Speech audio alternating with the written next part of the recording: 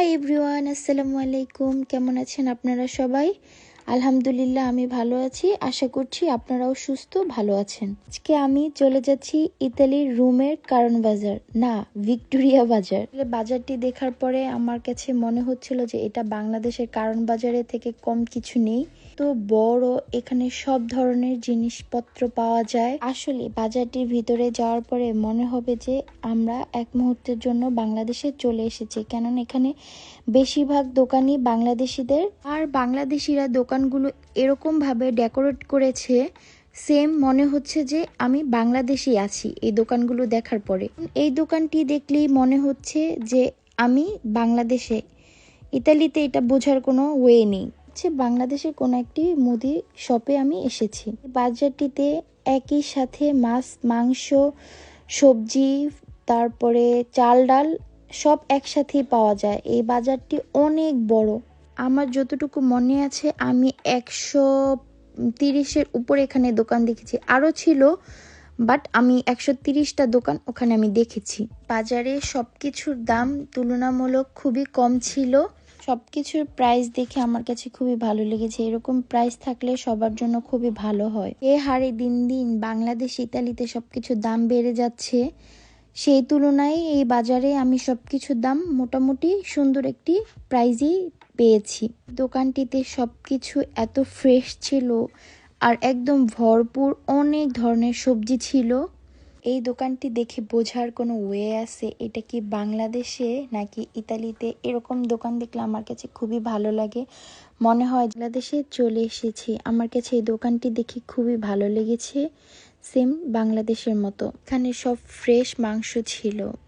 বাজারটিতে এরকম আরো 2-3টি ড্রাই ফ্রুটের দোকান ছিল। এই ফলের দোকানটিতে এমন কোনো ফল নেই, মানে সব ধরনের ফল ছিল এই দোকানটিতে। বাংলাদেশি ফল থেকে শুরু করে আরো অনেক ধরনের ফল ছিল। যে বাংলাদেশের আখ এখানে, বাট আখটি লাল হয়ে গিয়েছে। এটা শুধু শুধু কিনে খেয়ে মজা লাগবে না দেখে আমরা আর কিনি নেই। এই যে ফ্রেশ ফ্রেশ মাছ, এখানে বাংলাদেশের রুই মাছ, পাঙ্গাস, তারপরে আরো বোয়াল মাছ ছিল একদম ফ্রেশ। ইতালিয়ানও অনেক মাছ ছিল, কিন্তু সব থেকে ভালো লেগেছে এই বাংলাদেশি মাছগুলো একদম ফ্রেশ টাটকা ছিল।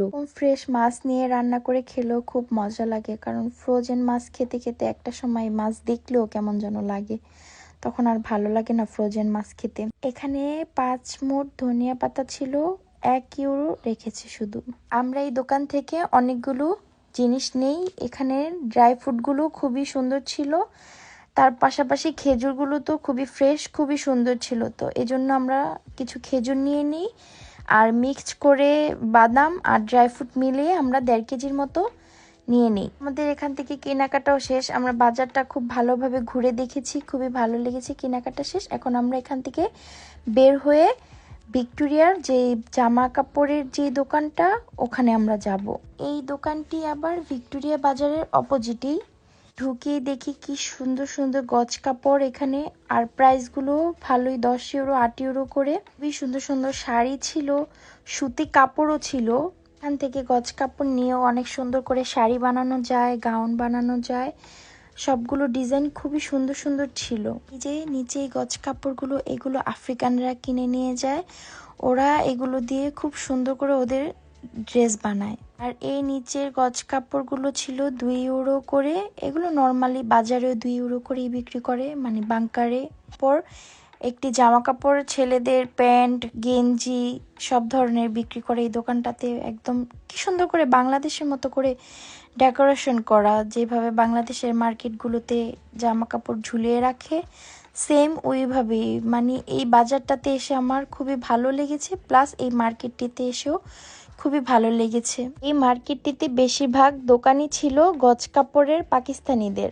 মার্কেটটি পুরো ঘুরে দেখতে পারিনি, এখানে আরো অনেক দোকান ছিল, আমি অল্প একটু ঘুরেই চলে আসি। এখন ভিক্টোরিয়া পার্কের এখান থেকে আমরা ট্রাম ধরে পত্তামাজোড়া চলে এসেছি। এখান থেকে আমাদের আবার একোটাল ধরা লাগবে, এজন্য আমরা অপেক্ষা করছি। তখন দেখি যে এইখানে কিছু দোকান নিয়ে বসেছে আফ্রিকানরা। এখানে বেশিরভাগ জিনিসই হলো চুরির, ওরা এগুলা চুরি করে এখানে এনে বিক্রি করে।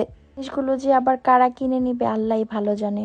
করছি আমার ভিডিওটি সবার ভালো লাগবে। যদি ভালো লেগে থাকে অবশ্যই একটি লাইক কমেন্ট করবেন, কমেন্টের মাধ্যমে আমাকে জানাবেন আমার ভিডিওটি আসলে আপনাদের কাছে কেমন লেগেছে। সবাই ভালো থাকবেন, সুস্থ থাকবেন। আল্লাহ হাফিজ, আসসালামু আলাইকুম।